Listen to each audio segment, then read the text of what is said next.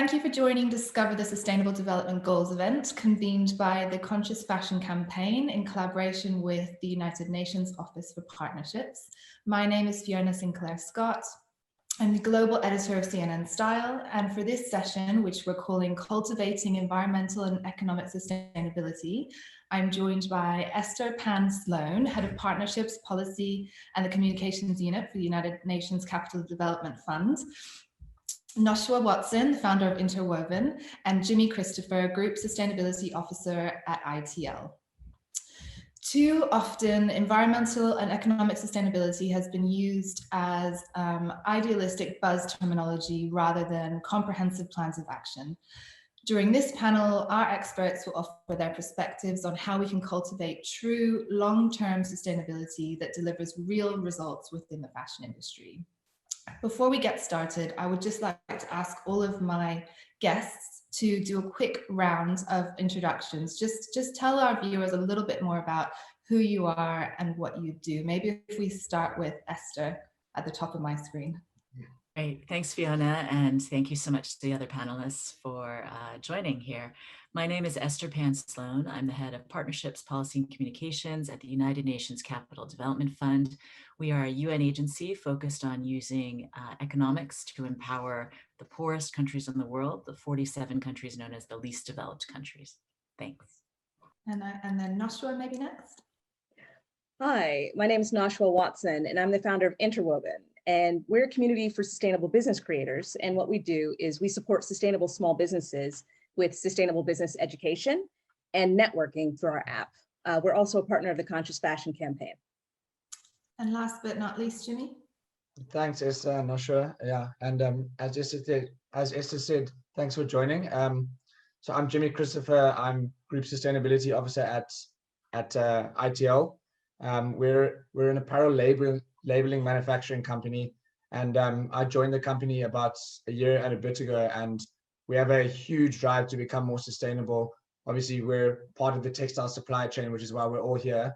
And yeah, my goal is to drive sustainability from a group level for the business. Thank you. So the first question that I wanted to throw out to all of you is achieving environmental sustainability within the fashion sector is a really daunting prospect, regardless of whether you're a small fish or a big fish. What are some of the most common perceived and real challenges when business are approaching this task? I'll jump in there because it's something that I've literally had to kind of deal with in the last year. That exact thing, kind of coming on board and then saying, okay, where do we start? You know, and that is one of the biggest challenges: is where do you start? It can be an immensely overwhelming topic. It is, the way I see it, ingrained in everything. So trying to find out where to start and have a framework to use is tough. The Sustainable Development Goals are one of those frameworks that can be used by any business in any sector. And using the SDG Compass is something that I've looked at as well, because that gives you real granular level stuff. And at the end of the day, the sort of important metrics of energy, emissions, water, waste, and chemicals in this industry are ones to kind of start with and look at, I think. Yeah, I have to agree with Jimmy that the SDGs are a framework that can be used by any business, regardless of their size. I think, the power is that, they are a framework for collective action that you can align with, but, particularly for small businesses, your time and your resources are especially limited. And I think also, the education to understand, okay, how do I align with the SDGs? What are the SDGs? But then acquiring that additional technical knowledge, you might need as someone who has to do a lot of different things in your business is very difficult. And I think also for small businesses, they wonder, well, what impact can I actually make? I'm just one small business. And I mean, Esther, maybe this is one for you, but what do you think is holding back some of the industry leaders as they're maybe feeling a little bit tentative about getting involved? Sure. Well, and I'm thrilled to hear industry leaders who are here today talking about the SDGs as a framework that's useful for them. You know, the SDGs are a global development agenda that apply to every country. So it's a little bit, it might be hard or daunting for a business owner in, say, fashion or somebody who has a factory to say, what do these indicators have to do with me? You know, they cover maternal mortality to trade and debt. But I think for, you know, for the fashion industry, another thing to consider is labor, right? How do you treat your workers? How do you pay them? What are the conditions in which they work? So in addition to the environmental and kind of conservation aspects that Jimmy was mentioning, every small business has employees. So you can control how you pay your employees, how much money they take home, what savings options they have, what conditions they work under. So that is maybe a pragmatic place to start. And one way to address the sense that it's too daunting, it's too global, there are too many indicators that don't affect you, go through and look at the ones that do affect you. And there are good resources like the SDG Compass and others to say, to start breaking down how each of the indicators might have a pragmatic impact on different sectors and industries. Yeah. Noshua, Just sorry. a quick, yeah, I think that's good that Esther brought that up, because on the SDGs, like, so we've looked at which ones are relevant for us. Almost all of them are relevant if you actually delve into them. But like the social side has to happen with the environmental as well. They definitely are interlinked.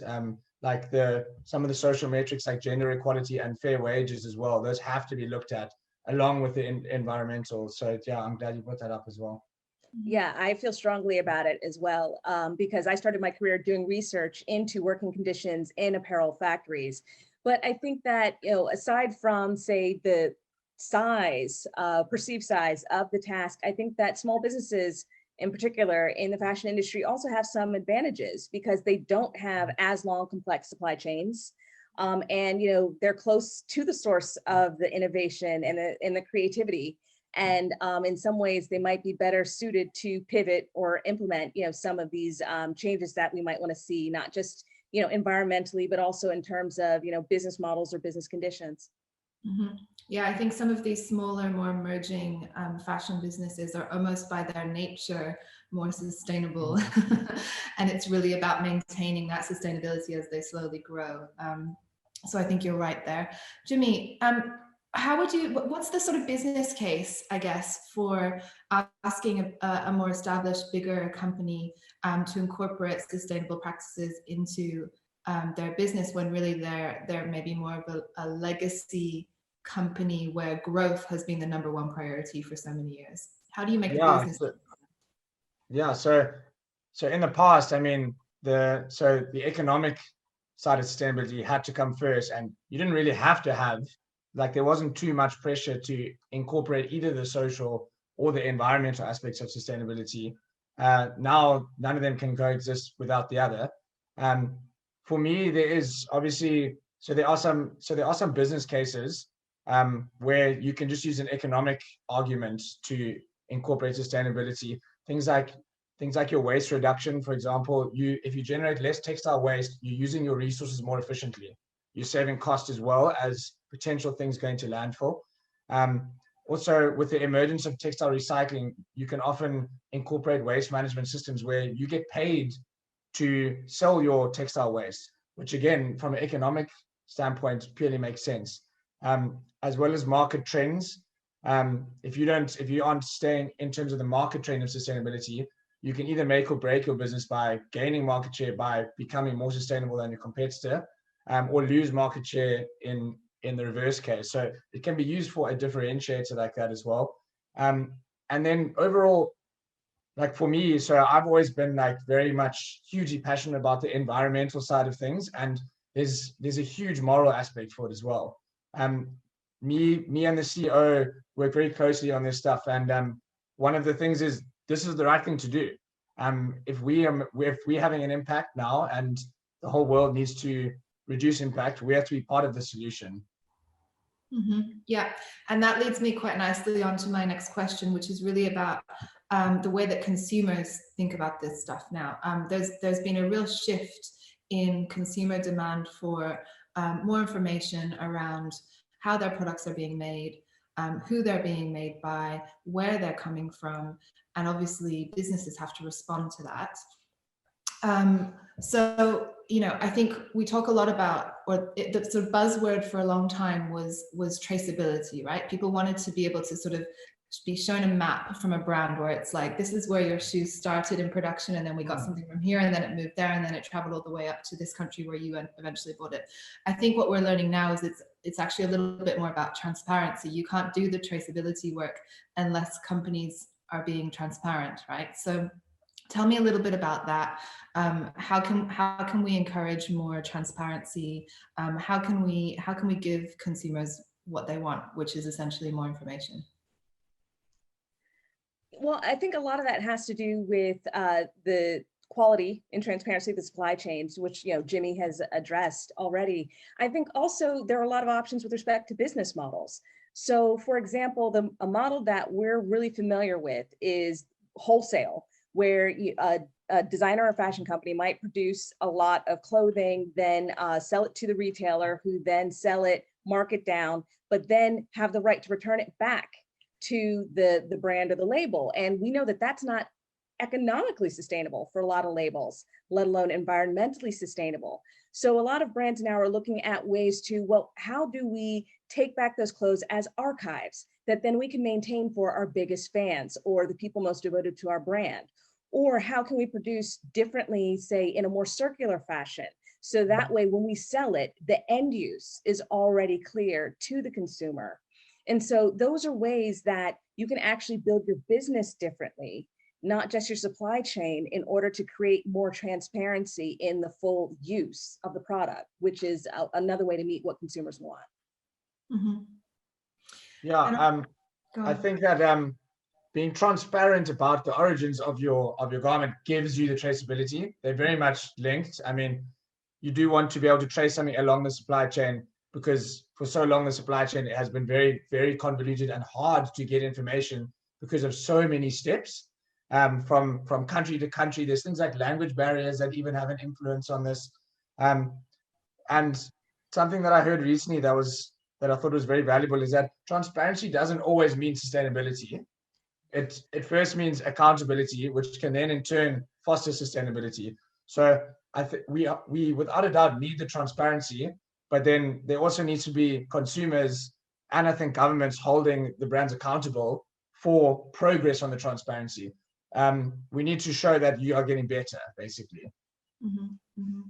Yeah, just to come in on that, I think it's very brave for companies to open the books, essentially, right? Because you have to be very clear about what people are going to see when they come and start looking at your supply chain, at your factories, at the conditions your workers work under.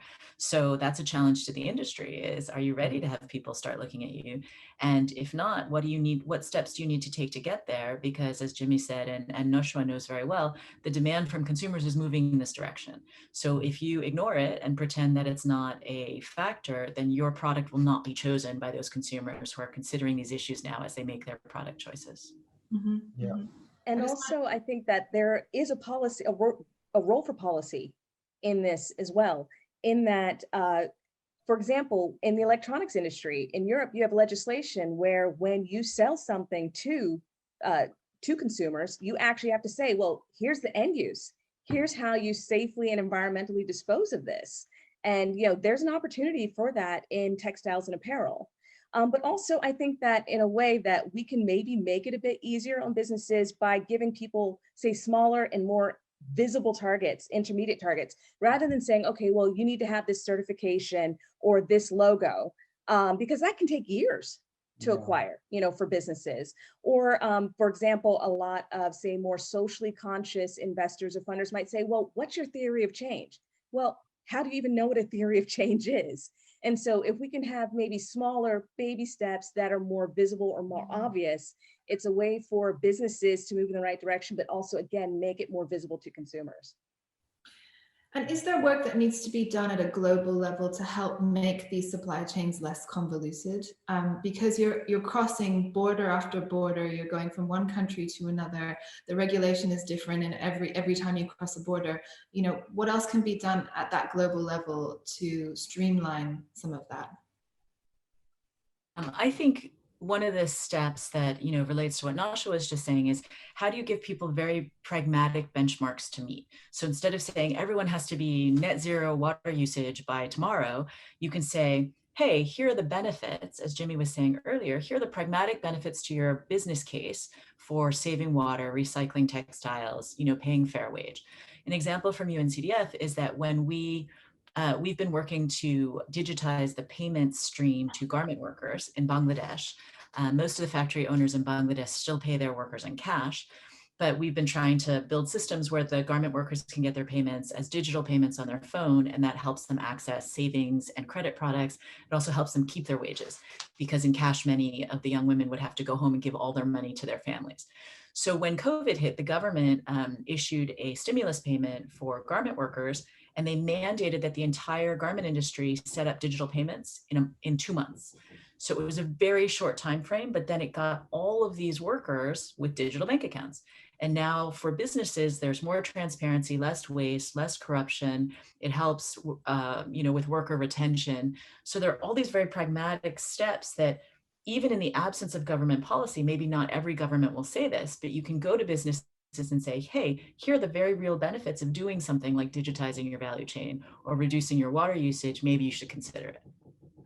I think that's a great point by Esther, because then you can almost circumvent the policy process. You don't have to wait for the reaction for like either multilateral policy globally or for national policy. You can say, and it's a lot easier, especially for people that don't know much about it. And at the end of the day, people making the garments need to understand these processes as well, because they're the ones that make the difference. If you can give incentives like that can get you buy-in quickly, you can make a difference quite effectively, I think. Mm-hmm.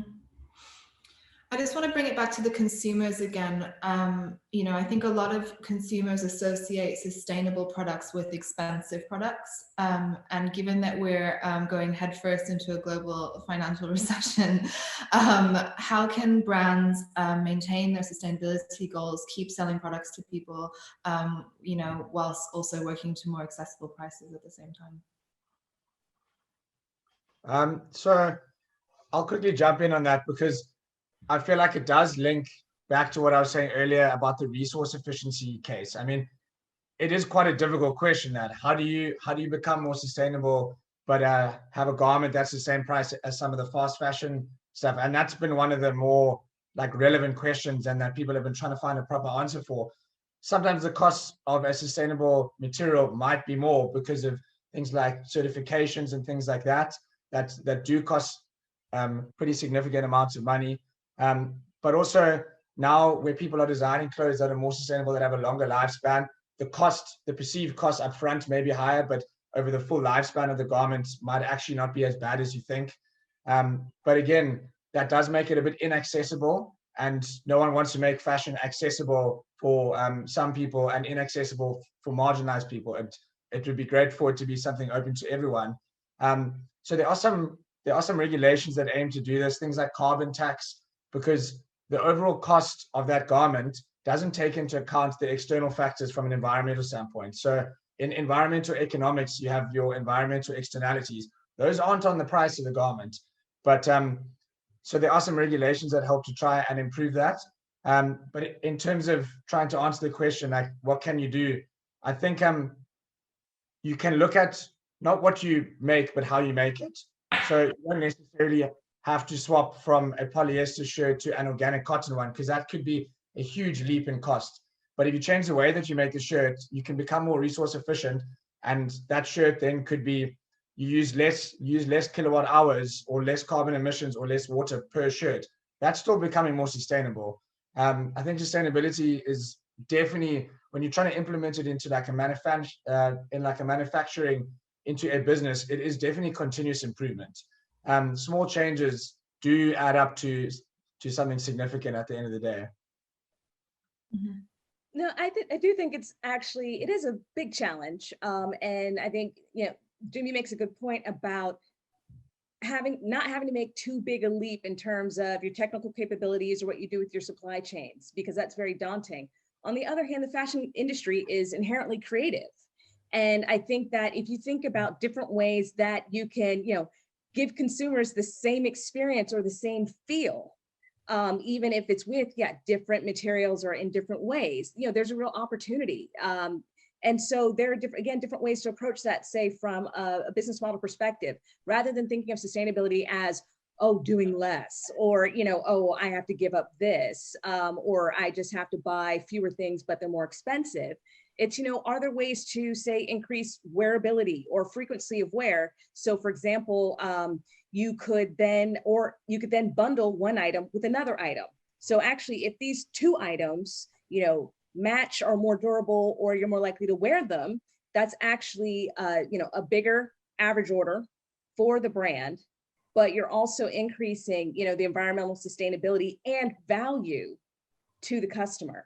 And so I think of thinking about ways that you might, package or repackage your existing lines might be a way to actually deliver more value on both sides, both to the brand and to the consumer. But also in the end, this is actually a big opportunity.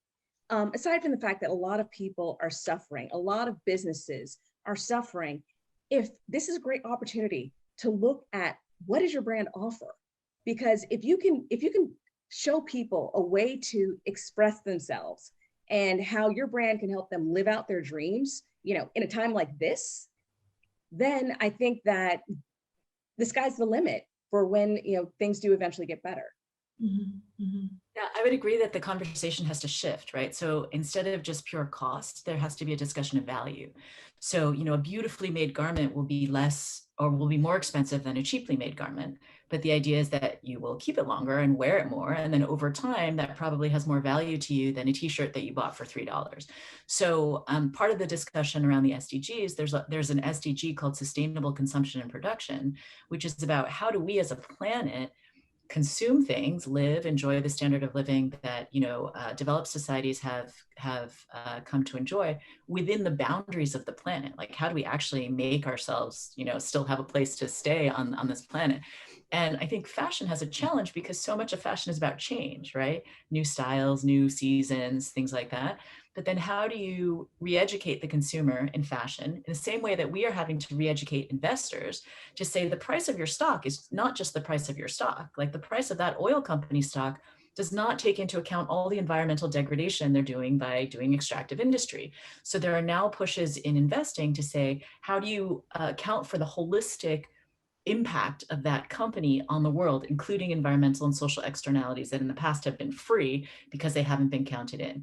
So if we can start that conversation in fashion to say, maybe you buy fewer pairs of shoes, but one more beautiful, well-made, sustainable pair of shoes, maybe that's a way to think going forward. And then for the other clothes that you already have, maybe you recycle them or donate them or, do something else with them so that the whole industry and the whole system becomes more sustainable and people are more thoughtful about the consumption that they do make. Mm-hmm. Yeah, It's just to really quickly a add on to cultural Esther's change that point. we're asking for. It's not just about putting it on the consumers. It's not just about putting it on industry. It's about really shifting the culture of the way we even think about the things that we put on our bodies. Jimmy, you were going to come in. No, I was just going to add that I completely agree with Esther, like about how the whole thought process needs to change, and there's a lot of things that need to be done by numerous parties to kind of start to enable that process. And the one about, yes, that you should buy something more sustainable and keep it for longer, and then for the things that you don't use, they should be recycled and things like that. But I mean, those infrastructures are still quite small, and where they do exist, I must say, from the consumer's point of view, where do you take your garments? Like, what is the best way to dispose of it? And I think, yes, we probably do need some policy to help to sort of enable that, but also it's the brands and the members of the supply chain that I think, because it almost essentially are and we're responsible for this problem, need to take it upon themselves to start educating the consumer with the transparency, like a sort of educational transparency. Mm-hmm.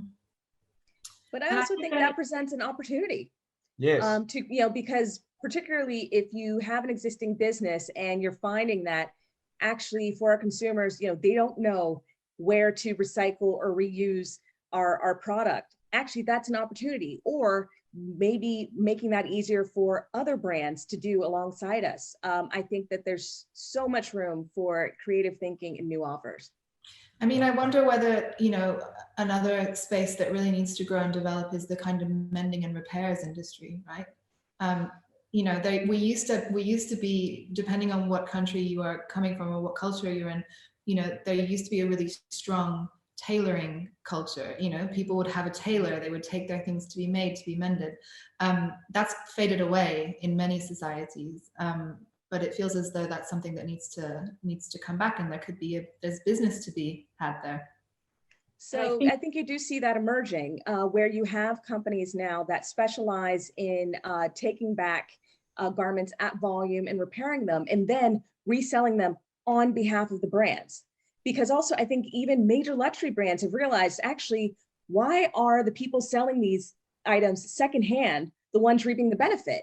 Actually, where, you know, it's our prestige, it's our quality, you know, it's our heritage that goes into these designer or couture garments. What if we take them back, we make sure that they're well loved, well taken care of, and then we're able to resell that. And actually, again, the consumer derives, you know, value from that, and not just value, the fantasy from that.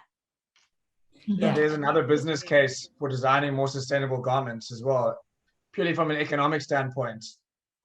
Absolutely. And to say that, you know, in the United States, certainly there are a lot of services now where you can order a bag online and then put your old clothes in it and send it over to them. They'll clean it, they'll sell it again, right? So there's certainly room for that kind of thing. And then maybe it's an idea of trying to expand the idea of the supply chain, right? And the life of the garment. If you're a couture house, maybe you think of somebody, you know, having your garment and then refinishing it or re-wearing it or selling it again. So then it's not just that you've made it and you've sold it and now it's gone, but that there's some responsibility or profit or opportunity in the life of that garment all the way through, so that your craftsmanship and your work, you know, lives on. Mm-hmm. And actually there's a parallel in the art world where a lot of galleries now are saying that if you purchase an artwork from us, and you want to resell that, you need to come back to us and resell it through us, because the artist deserves to benefit from the increase in the value of their work. And I think you could see the same in the fashion industry. Mm-hmm. I agree. Big question to end on, but 2020 has obviously presented a number of unforeseen challenges due to the pandemic. We saw at the beginning of the year, huge parts of the industry, the fashion industry, brought to its knees as a result of lockdowns and the pandemic. Were there any silver linings? Was that moment of pause in any way a good thing? Did we learn anything? Was it a reset? Can we take anything positive out of this year?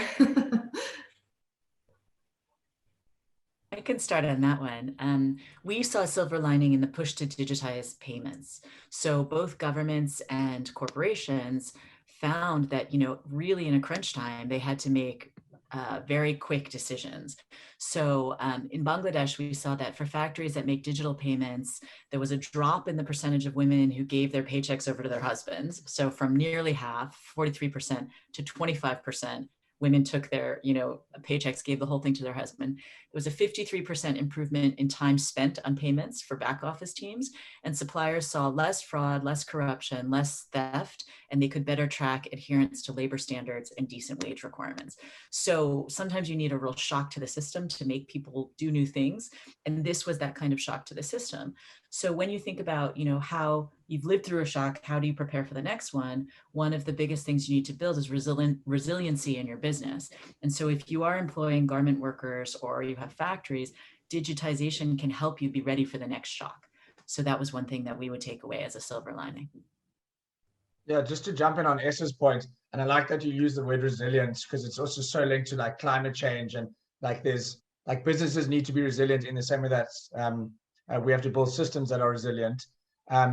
But I just want to add on your point of the shift towards digital. So I've also seen, I mean, because of the shocks that happened to the supply chain, the textile supply chains weren't able to react basically fast enough in terms of their long lead times and huge amounts of stock being written off and all types of things like that. So digital production obviously has shorter lead times and can react to that volatility. And digital production also in generally doesn't use the amount of water, waste, energy, etc. So in terms of from a purely manufacturing point of view, that shift is also now I think also made more of a business case for sustainable capex for businesses. You can argue more to invest upfront in more towards like digital production like that. And then the other big silver lining has been awareness. I've never had this topic spoken about over the dinner table as much as I've seen now, which is great. I mean, my friends are talking about this now, and all the things that need to change. And it was an industry that clearly needed it as well. And I think if there's anything positive, it's just the fact that this is now a conversation. We're all here talking about this now. Absolutely. And I have to agree that in addition to digitalization, that one thing that we have now is time. That because supply chains have been interrupted, because consumer demand has been interrupted, this is actually a chance to take a step back from that bigger, faster, more business model or idea of doing business and just go back and think, actually, what are some other ways to do what I do, to put what I want to see out in the world in a more resilient way? And not just more resilient for the environment, not just more resilient for the people who make it, but also for yourself as a business owner, as a brand, as a creative. I think that's a really great place to leave this. Thank you so much for all of your thoughtful contributions to this conversation. I really appreciate it, and I hope the viewers do as well. Thank you.